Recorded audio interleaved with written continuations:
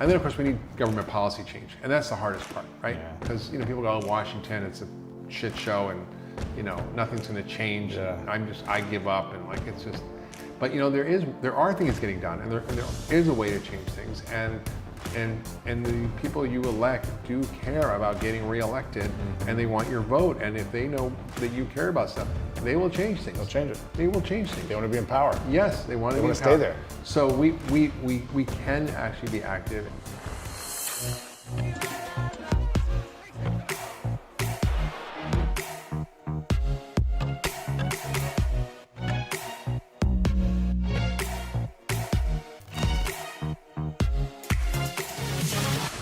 Welcome back, everyone, to the School of Greatness podcast. We've got the man, Dr. Mark Hyman, in the house. Good to see you, man. Good to see you, too. Super pumped you're here.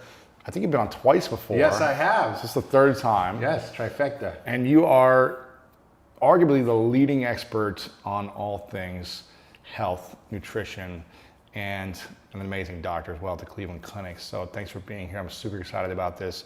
You've got a mission that you're on, which is to change the food system. Yep. Not just teaching people how to eat better, Yep. but actually changing the whole system of what's actually legal and not legal on what we can eat, I guess, or what we as Americans can have at stores and what we buy. Grow, what we produce, what we process, what we market, what we eat, what we waste. The whole food chain is messed up. It's really messed up. It's messed up. Well, there's a lot of sick people, especially in the U.S. Right? Yes. How many people are it's sick? terrible. And what do we categorize as sick?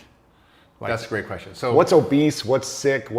So at the top level, we have to understand that over the last 40 years, a tsunami has come that we weren't aware was coming, that we weren't prepared for, and still haven't grappled with. And that tsunami is chronic disease and food-related illness. In 40 years. In 40 years. Did we have chronic disease prior to We this? did, of course we did, but not to the magnitude. We used to have like 5% obesity rates in this country in the early 60s.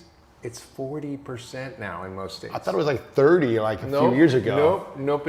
It's like 40%. Many states are 40%, and many are just pushing 40. So it's 35 to 40, depending on where you look at it. Like California's probably less, Colorado's less, but Mississippi and Alabama are 40 plus. So we have 6 out of every 10 Americans who's got a chronic illness, 4 out of 10 who have more than one. By 10 years from now, we're going to have 83 million with 3 or more chronic diseases: heart disease, diabetes, obesity, cancer, dementia, you name it. We are having 11 million people, and this is, I think, a conservative estimate, 11 million people around the world die every year from bad food, from ultra-processed food and not enough good food. Now, I think it's more like 50 million when you look at all the related conditions and so forth. It's a staggering number that beats out smoking. War, violence, accidents, you name it, nothing else comes close. Not malaria, TB, AIDS, all that is a fraction, a third of the deaths that are caused by chronic illness. And they're mostly preventable, and they're mostly caused by food, and they're mostly caused by the ultra-processed food that our food system produces en masse. It's the biggest industry on the planet. It's $15 trillion, about 17% of the world's global product, and it is controlled by a few dozen CEOs that are in monopolies around seed production, agrochemicals, fertilizer, processed food companies. It's staggering how the system has sort of just over the last 40 years completely transformed. And I remember like I was in some store or cafe, and I saw this picture of Woodstock, and I'm looking at all the sea of people, and in the 60s, right? 69. There wasn't one overweight person. I watched this movie, I think it was called Amazing Grace, about Aretha Franklin, African-American church. Now, African-Americans, 80% of African-American women are overweight. It is, they're 80% today? 80%. Why is that? Well, because they're targeted by the food industry, because they're in a vicious cycle of economic stress, of social stress, of unfair targeting and manipulation by the food industry. This is well documented by, for example, studies from Yale, where they look at the amount of advertising and targeting to poor and African American, Hispanic communities. It's staggering. And there was not one overweight person in this sea of African Americans in 1970. And so it's literally just happened. And I was 11 years old in 1970. And in my lifetime, you see this change. So we have this staggering problem of chronic illness, which people suffer from, that's bankrupting people, that's bankrupting our country. I mean, think about the amount of economic stress. We talk about insurance too. Like, I mean, so much insurance money that's involved in this too. People are having to go to the doctor so much more probably now because of these issues, right? Absolutely. People, and then many people are not adequately covered. So there's a lot of co-pays. I mean, people can have $10,000, $20,000 in co-pays. I had a patient the other day who, had diabetes, and I fixed his diabetes through food. And he says, I saved $10,000 a year on co-pays for my insulin and my just the drugs. Yeah, and when you look at the amount on diabetes spent in this country, which is basically 1 out of every 2 Americans has pre-diabetes or type 2 diabetes. 1/3 of Medicare spending is on diabetes. 1/3 of Medicare is on diabetes. Yeah. Medicare, if it was a company, it would be the biggest company in the world, $1 trillion budget a year. Shut up. Yes, 1/3 of our total federal tax revenue, expected to grow to 100% of our mandatory spending by 2048. And in 6 years, Louis, 6 years, the Medicare Trust Fund, which is sort of the bank account that we use to make sure we cover Medicare, it's a little complicated how it works, but the Medicare Trust Fund is going to be out of money. So that means that we're going to have to get $1 trillion a year out of our tax revenue. We're not covering it. Oh so my this gosh. is a threat to our economy. It's a threat to our political stability. It's a threat even to national security, Louis, because 7 out of 10 kids who apply for the military get rejected. Can't get in? Because they're too fat or unfit to fight. Way. Yes, there's 700 admirals and generals that published a report called Unhealthy and Unprepared about the threat in our military and national security. And not only that, soldiers are overweight. So we're feeding them crap. They go in Iraq and Afghanistan, the number one reason for medical evacuations was not war injury, was obesity-related problems. Come on. Yes, 100%. Obesity-related problem? What does that mean? Like they're injury, like a heart problem? Injuries from being overweight. Wow. And you can read about this. I didn't make this shit up. I mean, this is in that report, Unhealthy and Unprepared. Just Google it. You can read it yourself. Wow. It's staggering. So we have a $22 trillion debt. We have this threat of chronic disease exploding. It's getting worse and worse. Medicare for all is kind of a silly idea, and so is repealing Obamacare. They're neither going to help the problem unless we figure out how to stop people from going into the system in the first place. Into the system, meaning getting unhealthy. Yeah, if they don't need medical care, it's cheap. So let's go back to diabetes for a second. Tell me again the stat on diabetes. How many people have it or are pre-diabetic, and what? I'm uneducated on this, so how many different types of diabetes are there, and how is it caused? Okay. So type 1 diabetes is an autoimmune disease. Pancreas fails. It used to be called juvenile diabetes, and you need insulin. You need insulin. If you have type 1 diabetes, you need insulin. You need insulin, yeah, because your pancreas dies. Because your pancreas makes insulin and helps your blood sugar get balanced. That's the blood. It's sort of the gatekeeper that lets the glucose into your cells. Okay. So it's really important. So how does that die? How do people die from that? I mean, how does the pancreas die? Oh, well, how does it get to that point? It's an autoimmune, like you get multiple sclerosis or arthritis. It's basically your body attacks your pancreas. Is that from eating a lot of bad foods? Well, there's been links to dairy, and actually as a driver of type 1 diabetes. Gluten, 29% of people who have type 1 diabetes have celiac that are undiagnosed. So celiac is a big cause of autoimmune diseases, including type 1 diabetes. So that's a very small number of people, very few. 1 out of 2 Americans have what we call type 2 diabetes. We used to call it adult onset, except now kids as young as 3 are getting type 2 diabetes from drinking soda from the crib. I mean, Louis, my gosh. I was working when I was a resident in an urgent care center, and this woman comes in for back pain. She got her baby in a carriage, and I see her feeding this baby this brown liquid in a bottle who's 7 months old. And I'm like, what is soda?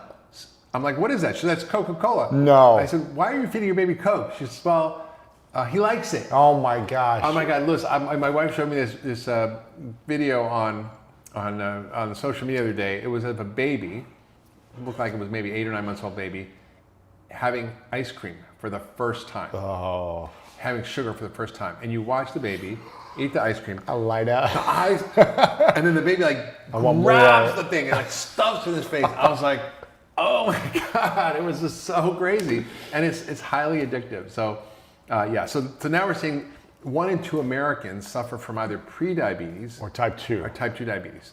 And that is when you eat too much sugar and starch. And every time you do that, it raises your insulin. Your body becomes resistant to the insulin, and so it doesn't work as well, so you need more insulin. And insulin does what? Insulin makes you hungry, it makes you store belly fat, it locks the fat in the fat cells, and it slows your metabolism. It's like a quadruple threat for your body to gain weight. So it's why we're seeing, and that goes back to what we're growing, right? So why are we eating all this food? It's because that's the food we produce, right? And so that's the other part of the problem. So we have the chronic disease, we have the economic impact, and then we're like, well, why do we have this food? So as a functional medicine doctor, I'm always asking why, right? Well, why are my patients sick? Because it makes money, right? Well, no, yeah, but I'm going even further. Why I got interested in this? Because why would a doctor care about agriculture and soil and all this crap? Because as I was thinking about my patients' diseases, most of them were caused by food and can be cured by food.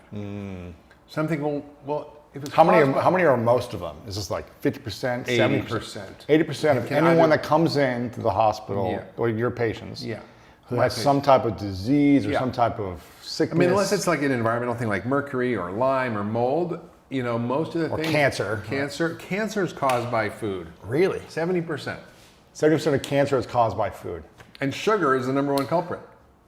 Heart disease, diabetes, Alzheimer's, heart disease, the big killers. Are by sugar and food. Yes. Yes. So if you change your diet, you should be able to prevent or cure sometimes. Sometimes cure. Depends how far along things are, I guess. Yeah. But you can prevent heart disease, Alzheimer's. 100%. Yes, 100%. I mean, the studies are there. It's crazy. Even people who already have Alzheimer's, when they improve their diet, they can wake up. They get more functionality back. So you've got me thinking, okay, well, if the patient's disease are caused by food, what's causing the food? It's the food system. And I'm like, well, what's causing the food system? It's our food policies. Like, what's causing our food policies? It's the food industry that's lobbying Congress. It's got money. It's the biggest lobby group in Congress is agriculture and food. By far, like by twice as much as the next lobby group. By like gas and oil or whatever. Yeah, exactly, right. And it's like, what? So then I began thinking, well, if I'm going to help my patients, I can't do it in my office. Like I can, it's like I'm like in the boat, bailing the boat with a hole instead of plugging the hole. Right. You're not going to the source. Right. So then I'm thinking, okay, well, what do I need to do as a functional medicine doctor? I need to go to the root cause, right? The root cause and why. And then it became clear to me that it's our agricultural system that's driving so much of the problem. And what we grow has been based on good intentions that were in the 50s and people were hungry. There wasn't enough food. There was a lot of poverty. And so we figured out a system to produce an abundance of starchy calories. So we can have food. So we can have food. And we were great at it. And we have cheap, abundant corn and wheat and soy, which are the commodity crops that are turned into industrial processed food, which is now 60% of our diet. And for every 10% of that you eat, your risk of death goes up by 14%. Shut up. Yeah, so you're crazy. So you're basically, feeding Americans a diet we know is going to kill them. The research is so clear on this. There's no scientific debate, and yet we don't do anything about it because we have these dysfunctional food policies. And then the way we grow the food causes climate change. And we'll get into that, but the number one cause of climate change is our food system. Really? People don't realize that. I didn't know it. I'm like, it's oil and gas and all this stuff. I'm like, but what is it? Is it the trucking? Is it the animal feces? End to end. Is it so first of all, deforestation is devastating. Not only do we destroy the soil on which we cut down the trees, but the trees are carbon sinks, so we lose that. So they're not sucking in the bad air. Not sucking in putting the out carbon good dioxide, right? I mean, basically, plants suck out carbon dioxide. That's what they breathe. We breathe oxygen; they breathe carbon dioxide. So that's a perfect antidote, right? Yeah. And then the soil also we're damaging by the way we're farming. We've lost a third of our topsoil. It's responsible, and people don't know this, but of all the greenhouse gases in the atmosphere, the loss of soil, organic matter, like healthy, rich soil, is responsible for 30 to 40% of all greenhouse gases currently in the atmosphere since the Industrial Revolution. Does that mean why is that? Does it suck up? Because soil it can hold more carbon than is in the atmosphere right now. There's 1 trillion tons of carbon in the atmosphere, which is a lot. I don't know, 1 trillion tons, I don't even know how to measure that. And the soil can hold 3 trillion tons of carbon. And how does it do that? It's an ancient carbon capture technology that is available all over the world, that's free, that's can be more effective than all the rainforests on the planet, than all the forests and trees on the planet. It's called photosynthesis. If you have like grasslands, for example, like we had big prairies in the United States, they suck down carbon, they breathe it, and they put it through the plants into the roots, feeds the mycorrhizal fungi, which then make healthy soil, feeds the bacteria, and you get this incredibly rich live soil that holds tremendous amounts of organic matter that is carbon, right? I mean, carbohydrates comes from the word carbon, which comes from carbon dioxide. Wow. Right? Ding, ding, ding, it all connects. And, Interesting. And so we've lost. So if we don't have the soil for it to consume, then it just bounces off back into the air, I guess, and we're just consuming it in other ways. Yeah, and the soil can hold so much carbon. The UN estimated that if we took the 5 million hectares of degraded farmland around the world, if we took just 2 million of that and spent 300 billion, which is the total military spend for 60 days around the world, which is not much. 60 days, 2 months of everybody's military spending. We literally could stall climate change by 20 years. Wow. Because of putting back the carbon in the soil. And not only that, it holds water. You see, in Iowa and in the Midwest, there was floods that just destroyed 1 million acres of cropland that otherwise could have been fine if the soil could hold the water, but it just sits on the top where it runs through, and we lose all this water. So that when you have organic matter in the soil, it holds 27,000 gallons for every 1% organic matter in the soil per acre. So it's an incredible water sink, it's a carbon sink, and we've lost all these soils, and it's because we're growing these commodity crops in ways that destroy soil. We're tilling the soil, we're turning over soil erosion, it runs off into the rivers.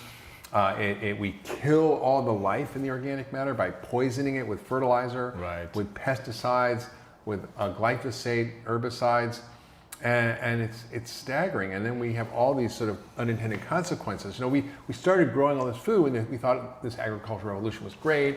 All these chemicals are great. You know, fertilizer's great. We can do all this good stuff. Tractors, big farms, more food, feed the world.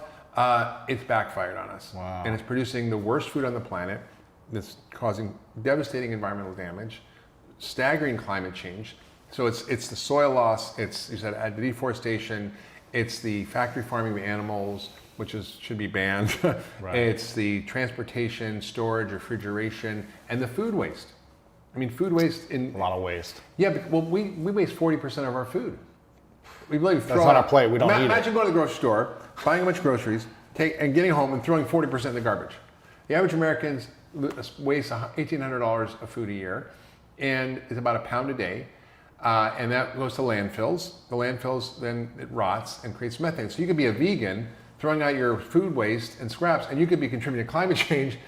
If food waste were a country, it would be the 3rd largest emitter of greenhouse gases after the US and China. Wow. Yeah, it's methane to produce, and we need to compost, we need to have community garden, like always to fix it. But it's like when you look at the whole end-to-end food system, it is the #1 source of climate change, about 50% of greenhouse gases.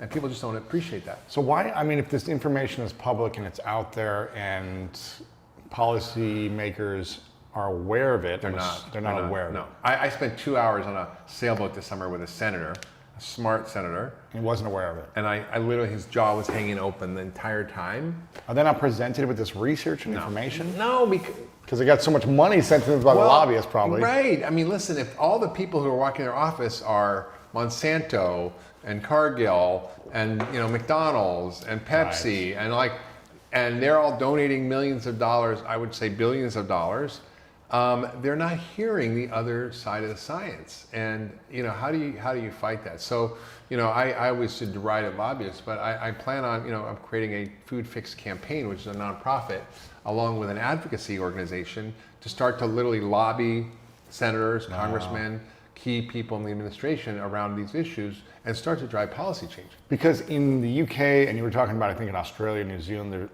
or I think in Asia, you were saying that you can't do certain things with the food, otherwise you'll go to prison, you'll go to, you'll get killed, like in the UK, they don't have a lot of these dyes, and, right? Yeah, so it's so funny, the FDA, is so influenced by the food industry, and I was once with the former head of the Federal Drug Administration, Food and Drug Administration, Peggy former. Hammer, former. She was but then she was the FDA commissioner. Yeah. But now she's former. And I was at the World Economic Forum. I said, Peggy, how come we have so much trouble with getting advances in food labeling or dealing with toxic chemicals in our food or the antibiotics in animal feed or she's like, well, when we try to make too aggressive change, Congress threatens to shut down our funding because of the food lobby. They threaten to shut it down? Yeah. And then what? If they shut it down, what would happen? Well, they're limited in their ability to do their job. And so the FTC, the same thing happened. In the 70s, there was a movement by the Federal Trade Commission to have, negative education campaigns around sugar and how bad it was. But the Congress says, we're going to pull all your funding and shut you down if you do this. And so they pull back. So for example, you asked a question about Asia. We have this thing called GRAS, which is generally recognized as safe. So the food additives. We have thousands of food additives.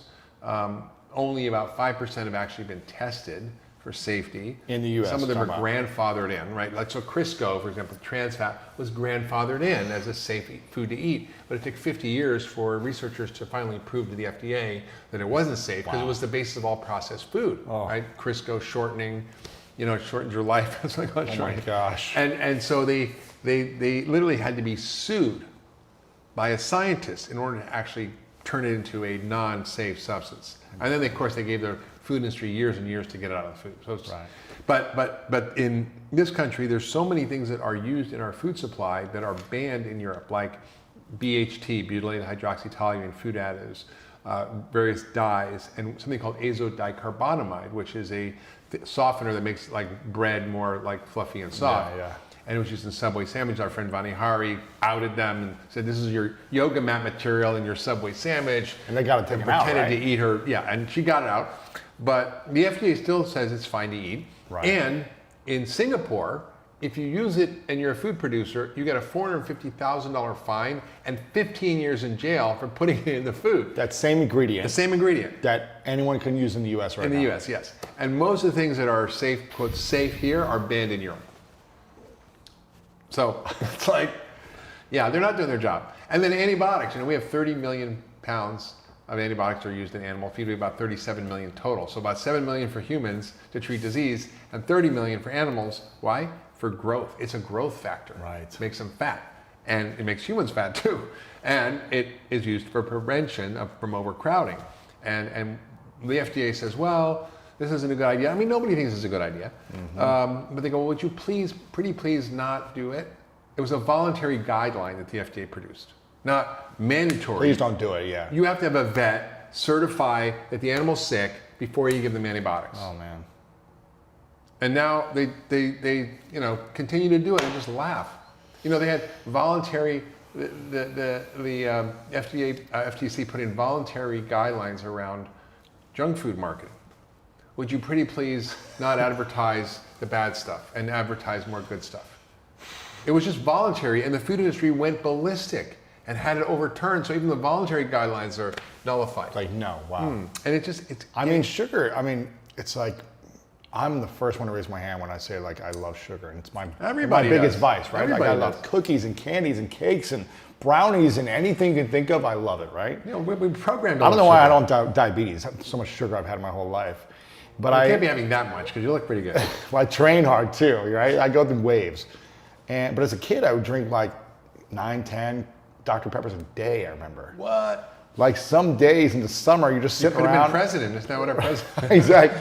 But I would run around and work out and play sports, but then I would just drink because I thought that's what was on TV. You were 16, 18. You're like. And I was like 9, 10, right? So I was like, but it was. You'd see it on commercials like your NBA superstar drinking Dr. Pepper or Sprite or whatever on the basketball court. And I don't know if it was just like subconscious or just it tasted good and you didn't think about it. This is where the food industry is so, I talk about it in my book Food Fix, but the food industry is so strategic about how it advances its mission and goals. And it does it through multiple channels. And I'm just going to go through them because people just don't know. Celebrity endorsements, right? Yeah, the first, obviously, celebrity endorsements, which is the obvious one. they co-opt social groups. So they fund groups like the NAACP and Hispanic Federation. The African American and Latino communities are the most affected by diabetes and obesity, and they co-opt them by funding them. I want to show the movie Fed Up at the King Center in Atlanta, and Bernice King, Martin Luther King's daughter, was all about it, and she was excited. But once we got it scheduled, a few days later, I got a call that we couldn't show it. I'm like, why? She says, because Coca-Cola funds the King Center. No. Yeah.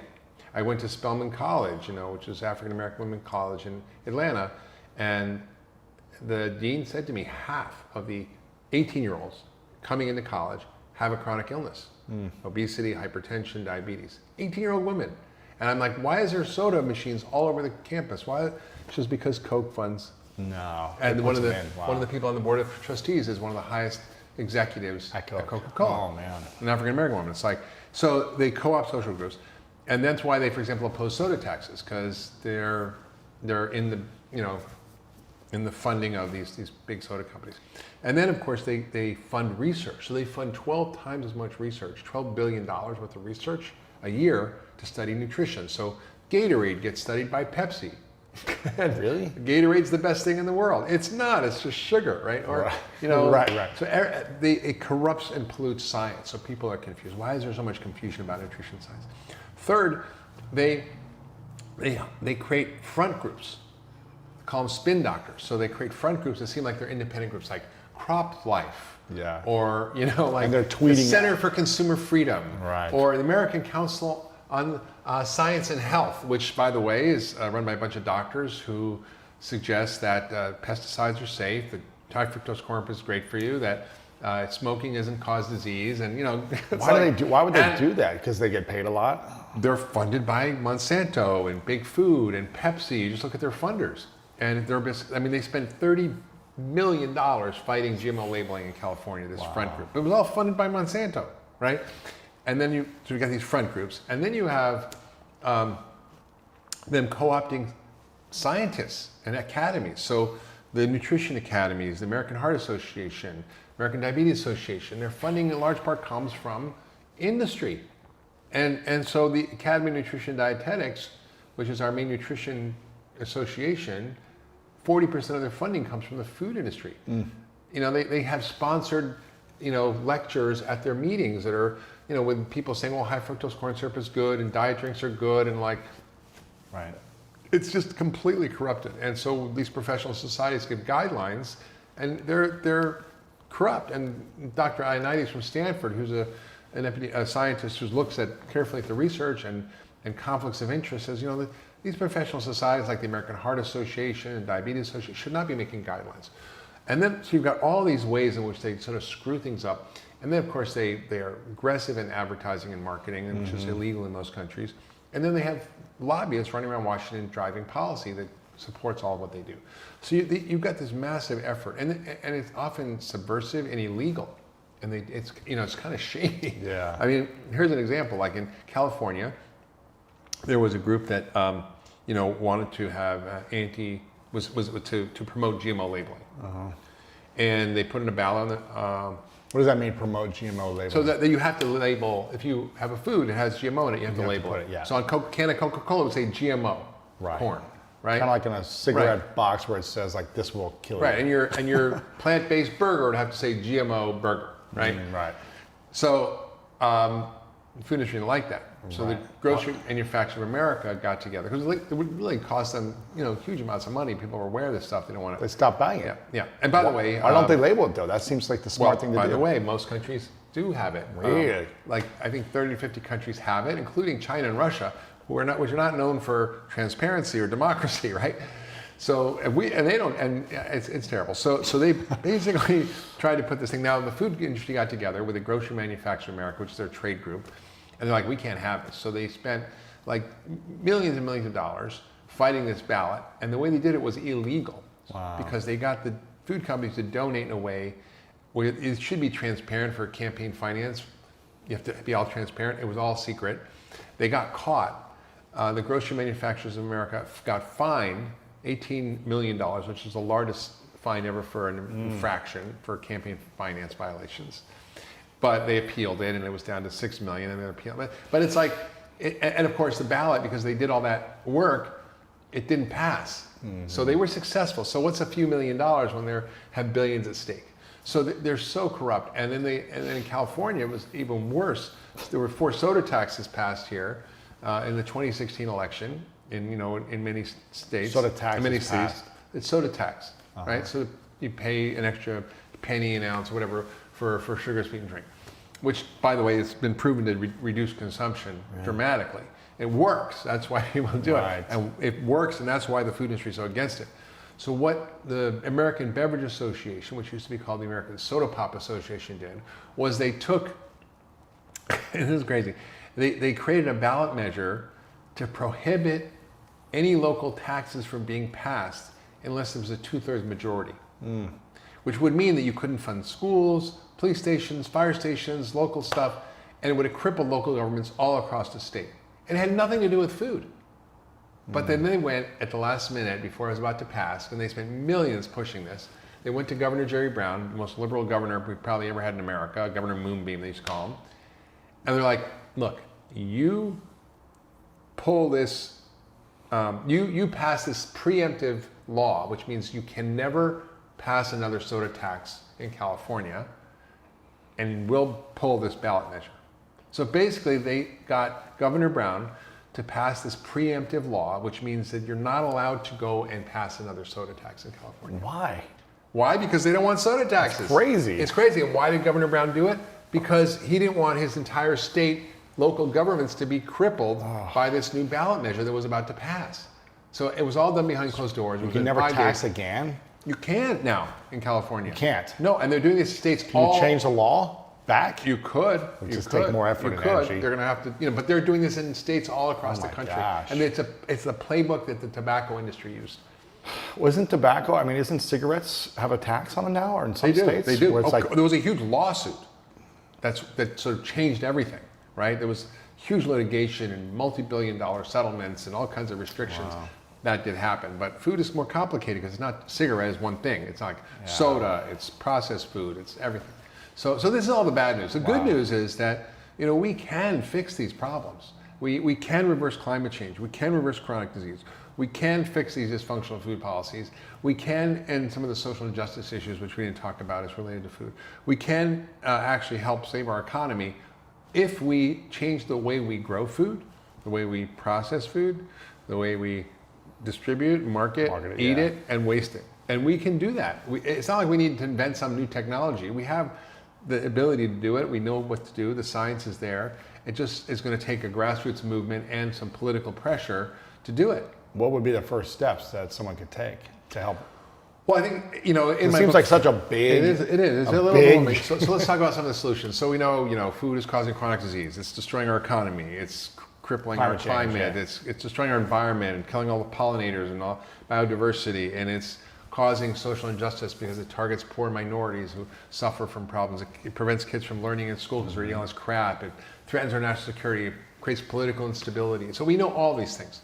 But the good news is that by fixing the food system, we can solve these. And how do we do it? Well, it's going to need citizen action. It's going to need business innovation. And it's going to need policy change. And of course, other philanthropists and governments to help get on board. And I think that's what's really exciting to me because there's so much hope. So for example, on a personal level, you can shift what you eat and what you do to drive change in the marketplace. Why are companies like Nestle and Unilever and Danone creating regenerative ag programs within their supply chain? Why are they trying to up the quality of their food and take out chemicals? Because consumers are demanding it. Well, they're buying companies like Primal Kitchen that have like Kraft, right? Bought Primal Kitchen, which is basically a Whole Foods, really high quality, nutritious product with no junk in it. Exactly. Right. So there's and yes, that's part of the problem. They're buying up these companies, but I think they're seeing the change, and there's a positive change. I mean, General Mills just committed 1 million acres to regenerative agriculture. That's incredible. That happened because people are demanding different things by voting with their fork, voting with their wallet.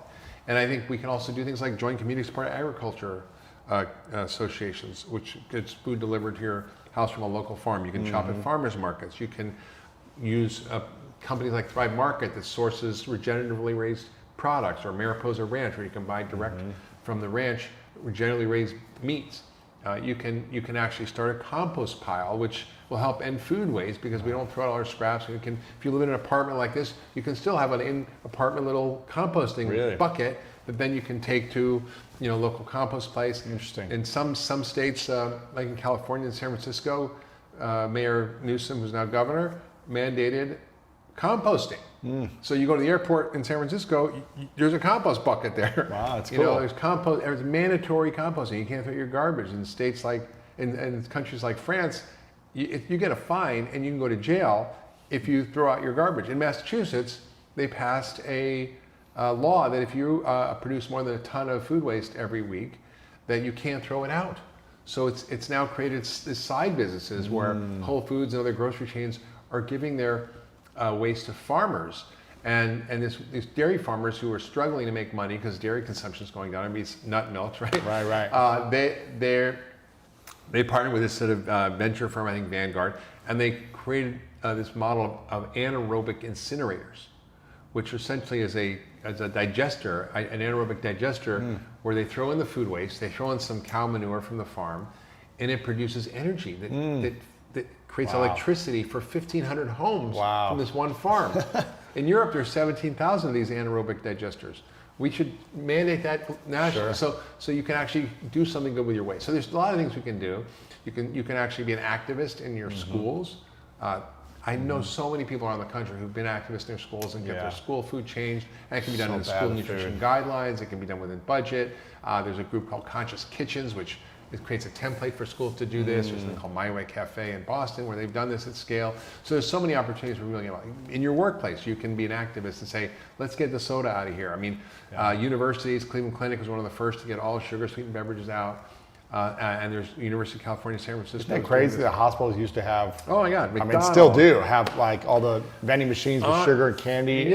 With sick patients. Oh my God, yeah. When I went to when I was working in the inner city hospital in Springfield, Massachusetts, as an ER doc, I literally working hard. You don't always have time to go because the cafeteria's over from 8 to 9, and 12 to 1, and 6 to 7. So the only thing that was open from 6 a.m. to 2 a.m. was McDonald's. Yeah. And I would go get the burrito thing because I was a little healthier, but it was terrible. And so there's a lot of things that institutions can do. There's something called the Good Food Purchasing Program where institutions can buy food in ways that are good for their employees, that are good for the animals, that are raised in humane, sustainable ways, that are good for the climate and so forth, good for the farm workers. So there's a lot of things that people can do. And I have a whole action guide. If you go to foodfixbook.com, which is where you can find out about the book, you can pre-order it. You also get an entire action guide that guides you through all the things that you can do in your own life. And then of course you can vote with your vote. People are so apathetic when it comes to politics, and we live in a democracy, we take it for granted. You can change it by voting. You can, because it matters, and I think 50% of people don't vote. And often people vote who might have different values than you, and you think it doesn't matter. And it does matter. I mean, I had it work for me at Cleveland Clinic, this young African-American woman, who grew up, very poor. And I said, why are you voting? She goes, no, I'm not going to vote. I'm like, why aren't you going to vote? She says, it doesn't matter. It's irrelevant. But, we look at what happened in Alabama. The African-American women in Alabama went out to vote, and they voted for a Democrat. And that was I don't know when the last time they had a Democrat in Alabama was, because they stood up and asked for something different. Change, wow. So there's a great website called foodpolicyaction.org where you can look at your congressman and senator, what their voting record is on food and ag policy, and then you can write to them. There's all mechanisms for being activists to communicate, and they even ousted 2 congressmen who were in the pocket of big food by a big social media campaign based on using citizen activism. And that's how things happen, right? We think our voice doesn't matter, but look at what happened. Look at abolition, right? Our entire economy, our entire agricultural system was based on slavery. It ended. Women's vote, women got the vote because they stood up and said, hey, it took, another 50 years to get civil rights. Women's rights, but civil rights, same thing. Gay rights, same thing. It didn't start in Congress, it ended in Congress. Right? So we need to actually create grassroots efforts, and everybody needs to be empowered to do this. And that's really what the book is about. And then of course we need business innovation, right? Like these anaerobic incinerators. It solves food waste, it solves the methane from the cow poop, It solves the economic issues of farmers because they make $100,000 a year, and it produces renewable energy and electricity out of poop and garbage. It's pretty amazing. So it's like, what? So there's all kinds of great business things that are happening. There's a company called, I think it's a private equity group called it's called Farmland LP. And basically they buy up conventional farms, they convert them to regenerative farms, in which basically restores the soil like we talked about. And they turn the profits from single digits to more than double digits. So their first fund had a 67% profit. And then there's this thing they call ecosystem services. So every year we use up natural capital, right? We take out resources from the earth, plants, biodiversity, mineral, everything, right? Soil, water. And we use up about $125 trillion a year of natural capital, which is about 40 trillion more than the global economy, right? Wow. And most of the way we farm now depletes our natural capital, right? With conventional farming, destroys the soil, water, pesticides, chemicals, pollinators, species, blah, blah, blah. Chronic disease. They create regenerative farms, which actually put in $21 million of benefit to the environment, whereas the conventional farms will, in the same amount of farming, will take out $8 million worth of benefit. Wow. So it's a win-win-win. And there's this farmer in North Dakota Gabe Brown, who had his farm decimated by hail and bad weather, and was about to go bankrupt. And he started researching and found about regenerative ag, and he started to convert his 5,000 acre farm in North Dakota to regenerative ag. And now he's built 29 inches of soil. He doesn't need water. He doesn't use pesticides, fertilizers, chemicals. He produces more food on the same land. It's a very diverse set of crops that restores ecosystems, restores pollinators, restores the soil organic matter, and he makes 20 times the amount of money as his neighbor, and produces more food, better food, with less inputs in ways that restore the environment. So this is the scalable thing. He's innovating, yeah. Yeah, he's innovating, and I think this is a model that needs to be grown. And yes, we need incentives from the government. We need business investments like these guys from Farmland LP. So whatever way we need to do it. And then of course we need government policy change, and that's the hardest part, right? Because people go, oh, Washington, it's a shit show, and nothing's going to change. Yeah. And I give up, and it's just. But there are things getting done, and there is a way to change things, and the people you elect do care about getting reelected, and they want your vote. And if they know that you care about stuff, they will change things. They'll change it. They will change things. They want to be in power. Yes, they want to stay there. So we can actually be active, and I'm working with a group that is an incredible strategy group that launched Bono's One campaign, which raised about $100 billion through congressional appropriations for AIDS and poverty relief, Democrat, Republican, bipartisan effort.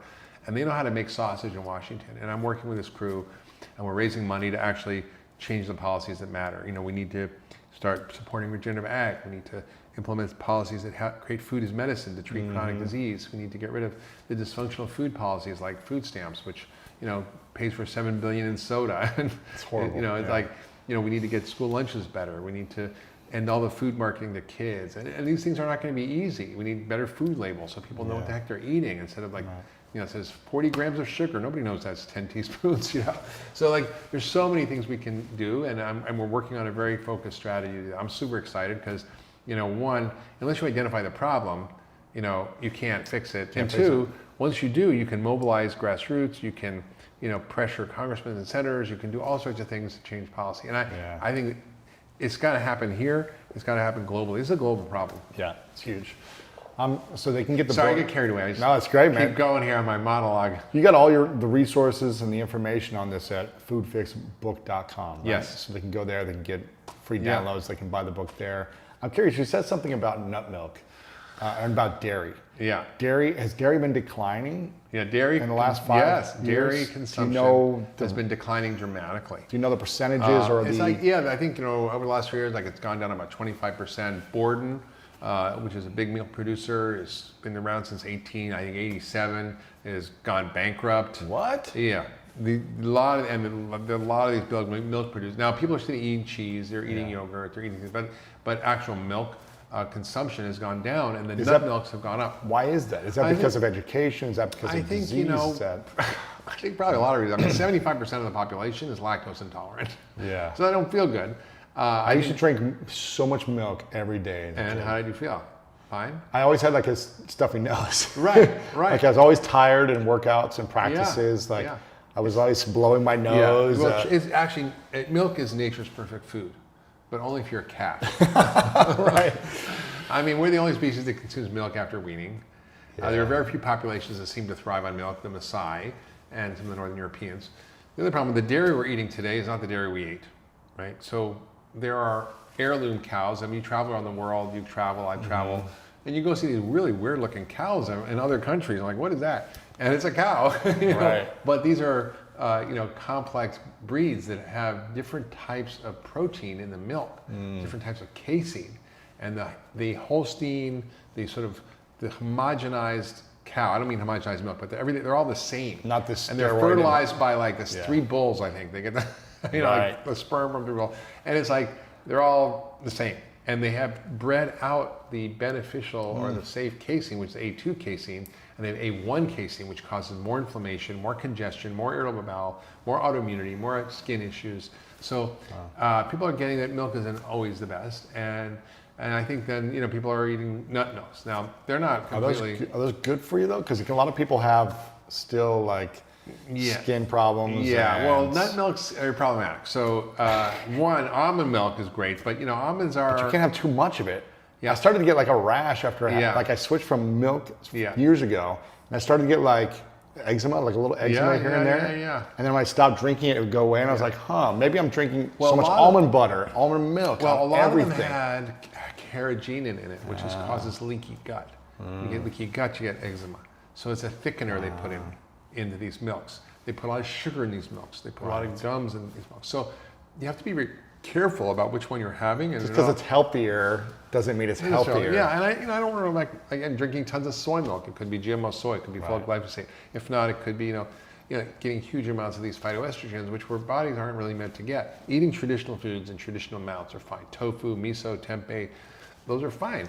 Really? Those are how people have consumed soy over millennia, but not 10 pounds a day and not 3 glasses. Gallons of. No, I had a stepdaughter once. She loved soy milk, just drinking it all day, and she started at 9 years old getting little breasts. And I'm like, well, that's not good. Yeah. And so, we have to be smart about it. And I think, if you're using a little here and there, but I don't recommend people drink it as a drink. Really? If you want to put a little coffee. Almond milk or soy milk. There's or nut macadamia milks. milk, coconut milk. Don't drink oat it. milk.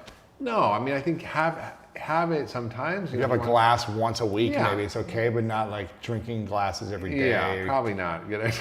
But you can add it to things. Sure, put it in a smoothie. And you mix them up. There's macadamia milk. There's cashew milk. There's hazelnut milk. There's all kinds of milks now. So I like macadamia. Macadamia milk. milk is so good. It's like sweet tasting. Yeah, It's you like, can make your own nut milks. I have cookbooks like Food What the Heck Should I Cook and others teach you how to actually make your own nut milks at home. You soak the nuts. You put them in a blender with some water. There's no additives, ingredients, sugar. It's great. But not too much of it is what you're saying. Yeah. That's the It's challenge. like anything. Except People for get carried water. away. Drink a lot of water. That's Yeah, better. I mean, listen, anything it can kill you, right? Water can kill you. Marathon runners who overhydrate, their body is diluted, their blood is diluted with too much water, and they get what we call low sodium or hyponatremia, and that causes seizure and death. So you can die from drinking too much water. So it's all about eating stuff in complex amounts and in a complex variety of foods. So a variety of food is good. Huge. We used to eat 800 species of plants. That's good. Not having the same three things every day. Well, hey, listen, most of our diet is corn, soy, and corn, soy, and wheat. Most of our diet. And in other countries, rice in there. And those are, all mostly turned into processed food. I think we used to have, like I said, 800 species of plants we ate. Now there's 12. We've lost 90% of all our edible plant species, half of all our livestock species. So We've lost them. gone, extinct. What do you mean? Those plants are gone? Gone. I mean, there are. We can't create.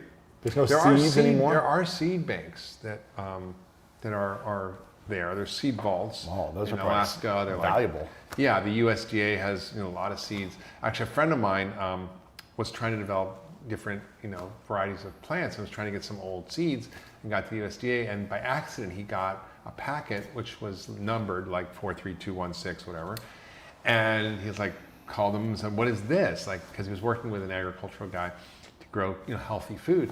And he goes, "These are these Himalayan buckwheat, which is kind of a rare buckwheat from the Himalayas. It grows in really rough conditions, and it's one of the most nutrient, phytochemically rich, dense foods, high protein, low starch, full of phytochemicals, vitamins and minerals on the planet." And it's almost extinct. Pretty much. Maybe there's a few villages in Himalayas that grow it. So, how do we bring that back, and how do we start to create different sort of more, beneficial grains? There's Kernza wheat, which has been developed by West Jackson out in the Midwest, which is a perennial wheat that grows roots that go, tens of feet into the ground, breaks up the soil, creates organic matter, and creates incredibly delicious wheat that's heirloom wheat, or not. It's actually a new form, but it's actually doesn't have all the gluten in it. It's less inflammatory, less sugar. Oh man! So we need to kind of bring back some of these different kinds of foods in these complex farms that actually restore soil, restore human health. I'm in. Yeah. I love this. Foodfixbook.com. They can get all the information there. They can get the book. Yeah. Your podcast has a lot of amazing information as well. People want to learn more. The Doctor's Pharmacy. Doctor's Pharmacy is the podcast. Yes. Doctor's Pharmacy with an F. And then when's the new? Are you talking about the new product as well, or no? We can mention it. So I spent 30 years doing functional medicine and just seeing the power of food to actually heal people. And people often don't understand how close they are to feeling good or how bad they feel. It could be like 1 or 2 days switch. Yeah, people say, Dr. Hyman, I didn't know how bad I was feeling until I started feeling good. And I was joking, I see people have FLC syndrome, which is when you feel like crap. Right. And it's just like the inflammation, the pain, the achiness, the tired. Like you said, you had congestion nose, your digestion's not right, you have a little headache, tired you're sluggish, all the time, you have brain fog, you're tired, you're achy, sleep well, you have skin problems. Blurry eyes. All that stuff. And people are like, this is normal. This is just normal. I have arterial bowel. I have sinus issues. I'm like, my joints are a little sore. No, it's your food. It's what you're eating. And so in 10 days, you do a 10-day reset. And literally it's like when your computer's not working, you hit the reset and it reboots everything. It's like a reboot. And then you get to see within 10 days how powerfully food and impacts reset, you. Yes. And then you go, now I can choose. Now I can feel like crap. Or I can feel great. But now I know. Yeah, and there's a more serious form of what we call feel like crap, which is FLC syndrome, called FLS. Right, exactly. And then that's when you go to the doctor. We have and the first time I ever created anything, because I really want people to have the experience, is called, it's a company called Pharmacy, and you go to getpharmacy.com with an F, F-A-R-M-A-C-Y, and you get the 10-day reset. It's a whole program that's really integrated, and it's powerful, and it involves lifestyle change and diet change and the right nutrients and supplements and shakes, and it's just awesome. Wow. 10 days. 10 days. Reset it. I mean, I even do it, I came back from the holidays, and I try to do well. I cook Christmas dinner. I'm Jewish. Yeah. For my wife's family, and I made it all healthy. But when it was their mom's house, we were here. It's like, a little ice cream, a little this, a little that. And I didn't go too far, but I didn't feel great. And I came back and I just did the whole 10-day reset. And it's like, I feel amazing. I mean, you don't crave bad stuff. Your energy's up. Your sleep's better. Your joints don't hurt. Your digestion's good. I got to get it. Yeah. I got to get it for me and the team. Make sure we reset it. Amazing. So, getpharmacy.com. Yes. Foodfixbook.com, and your podcast. Doctor's Pharmacy. Doctor's Pharmacy. Yeah, we need everybody on the team here to fix this food system, because it's an existential threat. If we don't do it, we're screwed. I mean, we're just, we know the decline of the Roman Empire was because of some bad stuff that was going on there. Well, our food is the decline of our empire. Really? Yeah, absolutely. Well, if we're all sick and dead, we can't do anything. I mean, the amount of disability and suffering. A lot of pain. Mental illness connected to food. Depression, obesity, chronic disease. It limits our productivity, our ability to engage in life. Like, we all want to feel good. We want to have energy. We want to be able to love the people we love in our life, to do the work we want, to have the mission we want, to be energetic and engaged. And I just want to sit around all day and binge on Netflix, right? Yeah. I mean, watching Netflix is fine, but not in a way that avoids life because you feel so bad. Yeah. And I think what's frustrating for me is that I see so much needless suffering. Yeah. Some things we can't change. We can't change, natural disasters. I can't Mm-hmm. end war. But this is a solvable problem. Yeah, solvable. totally fixable. Love it. Check it out. We'll link up everything below on the resource page as well. Dr. Mark Hyman, appreciate you, man. You're the best. All right. Appreciate it.